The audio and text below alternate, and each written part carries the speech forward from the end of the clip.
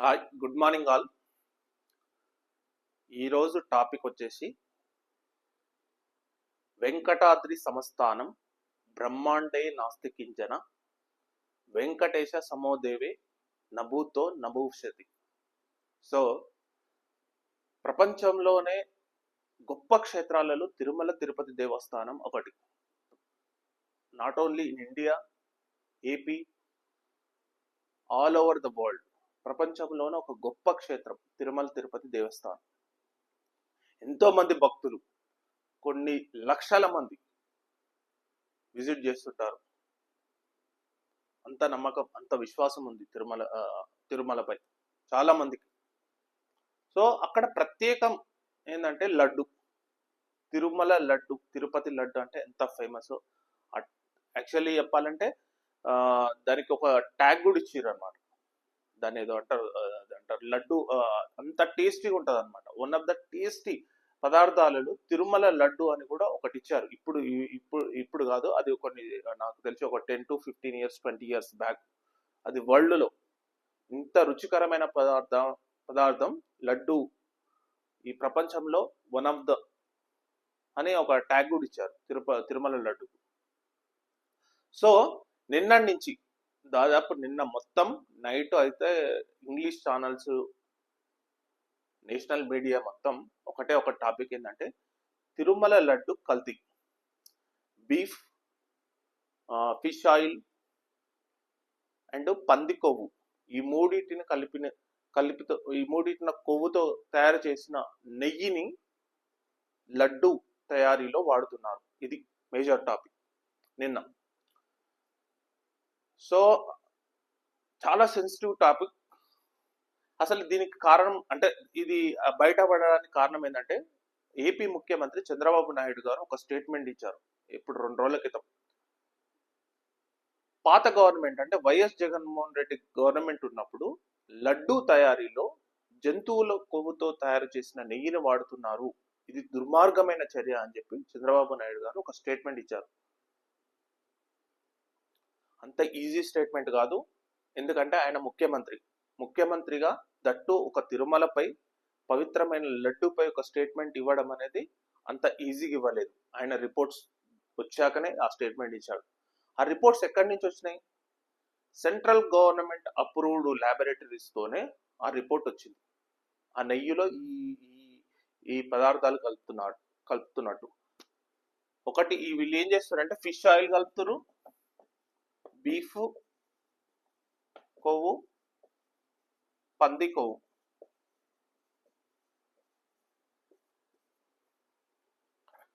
అసలు వీళ్ళు ఇదివరకు ఎందుకు అంటే జనరల్ గా ఎవరైనా ఈ మధ్య కాలంలో ఎవరైనా తిరుమలను విజిట్ చేసినప్పుడు జనరల్ గా అందరూ కామన్ క్వశ్చన్ ఏమైందంటే తిరుమల లడ్డు అనేది క్వాలిటీ తగ్గిపోయింది. అది వాస్తవం. ఎందుకంటే తిరుపతి లడ్డు ఒక్కరోజు కంటే నెక్స్ట్ డే తర్వాత గట్టి పడుతుంది, కొంచెం అట్లా అనకూడదు కానీ స్మెల్ కూడా వస్తుంది ఎక్కువ. అంటే 1-2 days దాని అయిపోతుంది. 1 డేనే మ్యాక్సిమం ఏంటంటే 1 డేనే ఉంటుంది. 1 డేల తర్వాత అసలు లడ్డు క్వాలిటీ అనేది మొత్తం తగ్గిపోతుంది. వీళ్ళు తయారు చేసే నాసి రకం నెయ్యి వల్ల, వీళ్ళు కలిపే పదార్థాలు లో క్వాలిటీ వల్ల. టీటీడీ డబ్బు లేదా? ప్రపంచంలోనే one of the richest temple, విపరీతమైన డబ్బు ఉంది. బ్యాంకులలో ఇప్పటికీ ఆ వడ్డీయే 5,000 కోట్లు 6,000 కోట్లు వస్తాయి, ఓన్లీ వడ్డీ. 1 year కు వెంట్రుకలు అంటే దేవుడికి ఇచ్చిన వెంట్రుకలు అమ్ముతే 700 కోట్లు 800 కోట్లు వస్తాయి. ఇంకా షాప్ రెంట్లు, బంగారం, ఇంకా బంగారం అయితే బ్యాంకులో ఏదో పెట్టిర్రు అనమాట. అది మామూలుగా లాకర్ టైప్ లో పెట్టిర్రు.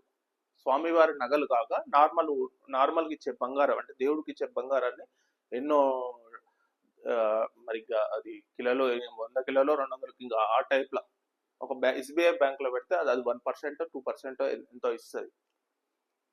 అంటే డబ్బుకు అనేది కొదవలేదు. ప్లస్ రోజు వారి ఆదాయమే 5-6 కోట్లు ఉంటుంది. ఓన్లీ ఉండి ఆదాయమే 4 నుంచి 5 కోట్లు ఇంత ఉంటది. మళ్ళీ సపరేట్ గా భక్తులు చాలా మంది బిగ్ బిగ్ ఇండస్ట్రీస్ వాళ్ళు, బిగ్ బిగ్ టైకూన్స్ చాలా మంది విపరీతంగా 10 కోట్లు 20 కోట్లు అట్లా ఇస్తుంటారు. ఇంకా అజ్ఞాత భక్తులు అయితే చాలా మంది ఇస్తుంటారు. సో డబ్బుకు ఏం కదవలేదు. కానీ క్వాలిటీ పరంగా ఎందుకు వీళ్ళు ఇంత కాంప్రమైజ్ అవుతారు? సింపుల్, ఒకటే ఏంటంటే కమిషన్ల కోసం. తిరుమల తిరుపతి దేవస్థానాన్ని కమిషన్ల కోసం కొందరు వాడుకున్నారు. ఇది వాస్తవం.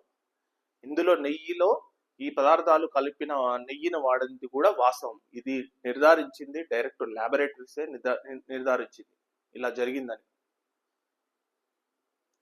సో ఎందుకు ఈ చర్చ వచ్చిందంటే, Nandini milk federation of Karnataka, అంటే కర్ణాటకలో ఒక ప్రభుత్వ రంగ సంస్థ నందిని మిల్క్ ఆఫ్ ఫెడరేషన్ అని. నందిని మిల్క్ వాళ్ళు గత 50 సంవత్సరాలుగా నెయ్యిని తిరుమల తిరుపతి దేవస్థానానికి వాళ్ళు ఇస్తున్నారు. ఎంతగా ఇస్తున్నారంటే 400కు కేజీ. ఒక కేజీ నెయ్యి 400కి ఇస్తున్నారు. జనరల్ గా మార్కెట్ లో మాత్రం ప్రజెంట్ గా 900 నుంచి 1000 వరకు ఉంది ఏది కేజీ నెయ్యి. కానీ ఈ నందిని మిల్క్ శ్రీవారికి అంటే తిరుమలకున్న వాళ్ళకున్న అనుబంధంతోనో, వాళ్ళకున్న ఒక అసోసియేషన్ తోనో, దేవుడి మీద భక్తితోనో, లాభాపేక్ష లేకుండా ఇంకో కాస్తో కూసో ఇంకో కొంచెం నష్టంతోనే, ఆయన నష్టమైనా పర్లేదు కానీ మేము దేవుడికి ఇస్తున్నాం అన్న దాంతో వాళ్ళు 400 కేజీ చొప్పున ప్రజెంట్ గా ఇస్తున్నారు.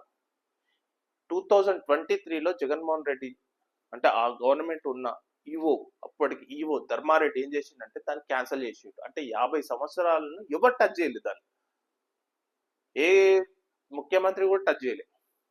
రాజశేఖర రెడ్డి ఉన్నప్పుడు టచ్ చేయలేదు, అసలు ఎవరు టచ్ 50 సంవత్సరాలు అంటే ఇప్పుడు మనకు ఏపీ అప్పుడు కంబైన్డ్ ఏపీ ఉన్నప్పుడు కానీ ఇప్పుడు ఎవ్వరు టచ్ చేయలేదు. కానీ జగన్మోహన్ రెడ్డి వచ్చి దాన్ని ఏం చేసిండంటే టెండర్స్ వేసిండు.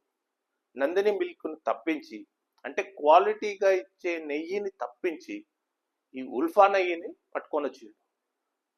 ఉల్ఫా నెయ్యి అంటే వీళ్ళు కొత్త కంపెనీలకు టెండర్స్ ఇచ్చారు. కొత్త కంపెనీలకు టెండర్స్ ఇచ్చిన కంపెనీస్ 320 రూపాయలకు కేజీ నెయ్యి చొప్పున ప్రజెంట్ గా తిరుమల తిరుపతి దేవస్థానానికి ఇస్తున్నారు. 320కి కేజీ. ఈ 320కి కేజీ ఇచ్చేటప్పుడు నందిని మిల్క్ వారు అబ్జెక్షన్ చెప్పారు. మార్కెట్లలో క్వాలిటీ నెయ్యి అంటే తిరుమల తిరుపతి దేవస్థానానికి క్వాలిటీ నెయ్యి మేమే ఎంతో లాస్తో ఇస్తున్నాము, అది దేవుడిపై భక్తితో. కానీ వాళ్ళు భక్తితో కాకుండా 320కి ఎలా ఇస్తారు? అసలు మార్కెట్లో కేజీ నెయ్యి 1000 రూపీస్ 900 దొరుకుతుంటే వీళ్ళు 320కి ఎట్లా ఇస్తారంటే ఇది సంగతి. ఎందుకంటే అందులో బీఫ్ది కొవ్వు, పంది కొవ్వు, ఫిష్ ఆయిల్ కలిపి మిక్సింగ్ చేసి రోజుకి ఎన్నో టన్నులు వెళ్తుంది. అసలు నందిని మిల్క్ను మార్చాల్సిన అవసరం జగన్మోహన్ రెడ్డికి ఎందుకు ఉంది? ఎవ్వరు మార్చలేదు. 50 సంవత్సరాల నుంచి క్వాలిటీగా ఉన్న నందిని మిల్క్ ఎవ్వరు మార్చని నందిని మిల్క్ను జగన్మోహన్ రెడ్డి ఎందుకు మార్చాడు? జగన్మోహన్ రెడ్డి టచ్ చేయని విషయాలు ప్రతి ఒక్కటి టచ్ చేసిందండి. అసలు ఆ టచ్ చేయని కూడని అంశాలలో మొత్తంలో ఎలివేటెడ్. అందుకనే అతను ఓడిపోయాడు.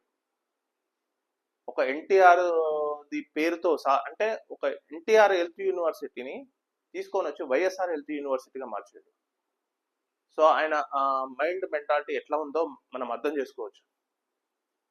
సో అన్నిట్లలో ప్రతి దాంట్లో ఏదైతే దాంట్లో కమిషన్ ఏదైతే ఉందో అన్ని మార్చేసి దీంట్లో ఇది వస్తుంది. తిరుమల తిరుపతి దేవస్థానంలో పేమెంట్స్ అనేవి ఇమీడియట్గా ఇస్తారు. సో వీళ్ళు ఎంత 320కి కోటింగ్ చేసారు, 320కి కేజీ అంటే ఎంత కల్తీ నెయ్యి వాడుతున్నారు చూడండి. సో దానివల్లనే టేస్ట్ అనేది మారిపోయింది. టేస్ట్ అనేది విపరీతంగా అంత నచ్చట్లేదు చాలా మందికి. ఎందుకంటే ఒకప్పటి టేస్ట్ ఇప్పుడు ప్రజెంట్ ఉన్న టేస్ట్ అనేది తేడా ఉంది కాబట్టి చాలా మంది కంప్లైంట్స్ కూడా ఇచ్చారు. చాలా మంది ఎవరైనా మన నేబర్స్ పక్క వాళ్ళు మనకు లడ్డు ఇస్తుంటారు అనమాట. తిరుపతి పోయినప్పుడు కామన్గా ఏంటంటే పక్క వాళ్ళు లడ్డు ఇస్తుంటారు. వాళ్ళు ఒక రోజు అంటే ఈ రోజు తిరుపతి నుంచి వస్తే మళ్ళీ తెల్లారు అందరికీ డిస్పాస్ చేస్తుంటారు. సో మనం చూస్తున్నాం అంత క్వాలిటీ ఉండట్లేదు, అది వాస్తవం కూడా.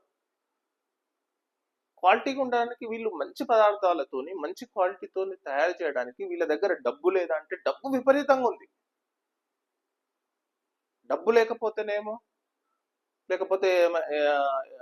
వేరే ఏమైనా ఫండ్స్ కు ఇబ్బంది ఉంటేనేమో కాదు, డబ్బు తిరుమల తిరుపతి దేవస్థానం డబ్బు విపరీతంగా ఉంది చెప్పాలంటే. కానీ మరి అవి ఏం చేస్తారో తెలియదు, దేనికి యూజ్ చేస్తారో తెలియదు. కానీ ఇట్లాంటి క్వాలిటీ మేకింగ్ లో చెప్పాలంటే లడ్డు కూడా అమ్మడంలో వీళ్ళు లాభాపేక్ష చూస్తున్నారు. యాక్చువల్లీ ఒక లడ్డూని తయారు చేస్తే ఇంత కాస్ట్ ఉంటుంది, ఆ కాస్ట్ లో వీళ్ళు కూడా ఇంత మిగిలాలన్న టార్గెట్ పెట్టుకున్నారు. లడ్డు రివ్యూలో తేలిందంటే ఏంటంటే ఒకప్పుడు మంచి లడ్డు తయారు చేసేది, మంచి క్వాలిటీగా ఉండేది.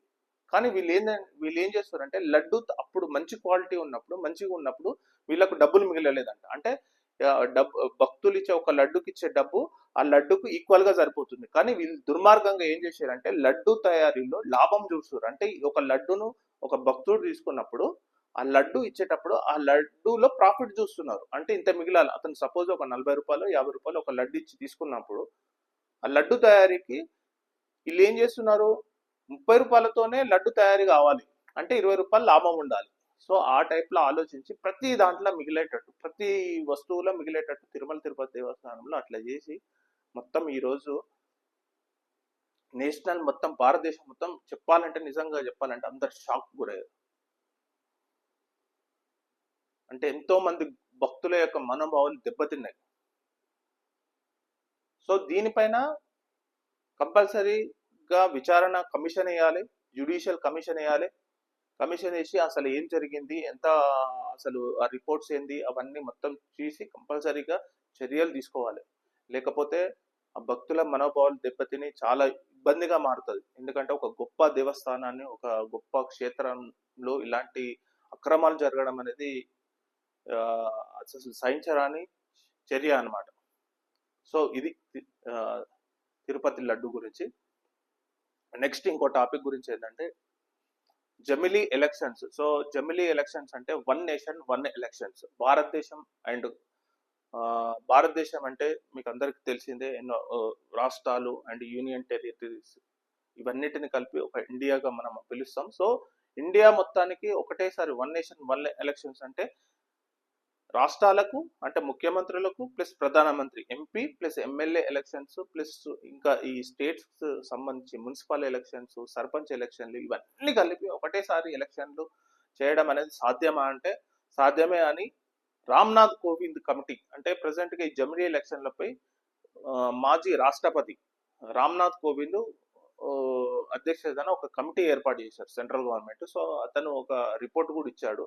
రిపోర్ట్ ఇచ్చి ఒక 18 సవరణలు చేయాలి, అంటే రాజ్యాంగ సవరణలు చేయాలి. అంత ఈజీ కాదనమాట. 18 రాజ్యాంగ సవరణలు చేస్తే ఇది పాసిబుల్ చేయొచ్చు అని చెప్పి రిపోర్ట్ ఇచ్చిండు. సో ఇప్పుడు కేంద్ర కేబినెట్ అనేది రామ్నాథ్ కోవింద్ ఇచ్చిన రిపోర్టుకు ఆమోదం తెలిపింది అనమాట. సో దీనిపై ఇంకా తదుపరి చర్యలు ఎలా ఉంటాయి అనేది మనం చూడాలి. కానీ కొన్ని పార్టీలు మాత్రం పూర్తిగా వ్యతిరేకిస్తున్నాయి. సో అందులో భాగంగానే Asaduddin Owaisi one nation one election will destroy federalism says Asaduddin Owaisi. So federalism అనేది ఈ వన్ నేషన్ వన్ ఎలక్షన్ ఇది మొత్తం పోగొడుతుందని చెప్పి సో ఈ అసదుద్దీన్ ఓవైసీ కూడా ఈ వ్యాఖ్య చేశాడు అనమాట. Choreographer Jani master arrested in Goa.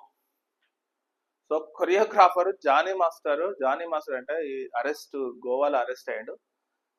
ఒకటి గమనించండి, ఈ దుర్మార్గులు ఈ జానీ మాస్టర్ అయినా శేఖర్ మాస్టర్ అయినా ఇంకెవరైనా సరే ఈ టీ షోలలో, అంటే నేను ఈ షోలు ఇవన్నీ చూడను, కానీ మామూలుగా ఎప్పుడైనా ప్రోమో వస్తుంటే ఏమైనా డబల్ మీనింగ్ డైలాగ్స్ తోనే ఆ ప్రోమోలు కట్ చేస్తారు.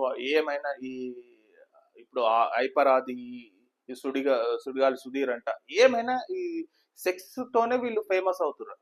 వాళ్ళు చేసే స్కిట్లలో మొత్తం సెక్స్ తోనే ఆ స్కిట్ నడుస్తుంది. అన్ని డబల్ మీనింగ్ డైలాగులు, అన్ని వల్గరు, కానీ వాళ్ళకి రేటింగ్ వస్తుంది. దాంట్లో ఏముంది, మనది తప్పే. వాళ్ళకి రేటింగ్ వస్తుంది. రేటింగ్ రావడం వల్ల వాళ్ళు ఇంకా ఇంకా స్టెప్ బై స్టెప్స్ ఇంకా మించిపోతున్నారు. సో మనం ఇచ్చే రేటింగ్స్ వల్లనే వాళ్ళు ఫేమస్ అయిపోతున్నారు. ఫేమస్ అయిపోవడం వల్ల ఇట్లాంటి అన్నీ వస్తున్నాయి అన్నమాట. సో వీనిపై పోక్సో కేసు చట్టం కూడా విధించారు. చూడాలి మరి ఈరోజు.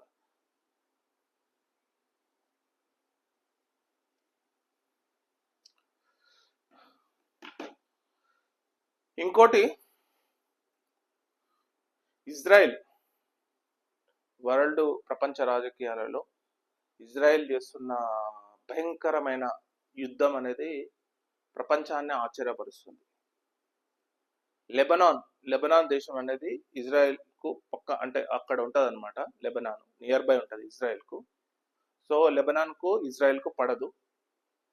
సో లెబనాన్ కంట్రీలో యూజ్ చేసే వాకీ టాకీస్, పేజర్స్, సెల్ ఫోన్స్, ఆ సాఫ్ట్వేర్ మొత్తం ఇజ్రాయెల్ మొసాద్ హ్యాక్ చేసి మొత్తం అవి పేలేటట్టు చేసింది.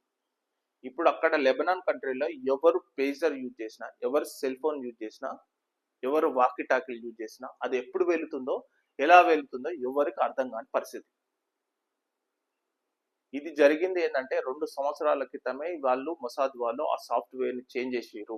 అది ఒక కంపెనీతో టైఅప్ అయినప్పుడు కావాలని లెబనాన్ కంట్రీ ఆ కంపెనీతో టైఅప్ కావాలని చేసి, ఆ చేసేటప్పుడే సాఫ్ట్వేర్ ను 2 సంవత్సరాల తర్వాత పేలేటట్టు ఆ సాఫ్ట్వేర్ ని డిజైన్ చేసి వాళ్ళకు తక్కువ రేట్లకు ఇచ్చి మొత్తం ఆ వాకీ టాకీస్ ను, పేజర్స్, సెల్ ఫోన్స్ ఆ కంట్రీకి ఇచ్చేసి 2 సంవత్సరాల తర్వాత పేలేటట్టు ఆ సాఫ్ట్వేర్ డిజైన్ చేసారు. సో ఇప్పుడు అవే సెల్ ఫోన్స్, అవే పేజర్స్, అవే వాకీ టాక్స్ పేలిపోతున్నాయి. అంటే ఆ తయారు చేసేటప్పుడే 2 సంవత్సరాల వ్యాలిడిటీకే తయారు చేసిండు. 2 సంవత్సరాల తర్వాత అది పేలిపోయేటట్టు సాఫ్ట్వేర్ డిజైన్ చేసిండు అనమాట. సో ఇది ఒక కొత్త రకమైన యుద్ధాన్ని.